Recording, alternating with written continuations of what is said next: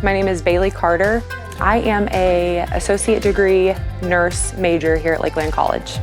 We are learning so many different things. We learn the hands-on portion of being a nurse, so we learn IVs, we learn how to put in NG tubes, we learn how to administer blood products, medications, catheters. Really anything that you can imagine that a nurse would need to know in the field are things that we learn here at Lakeland. Being a nurse isn't just about knowing how to do the skill, but it's about how to do it and reach the patient effectively. So those are also things that we learn. We learn skills on how to communicate with all different patient populations, all different patient situations.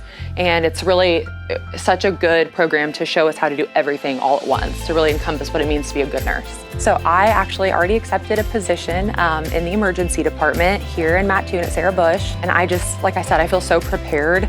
Lakeland has really given me the tools to enter the workforce and feel confident and feel ready. It gave me resources in order to find a job, references. So yeah, that's my plan.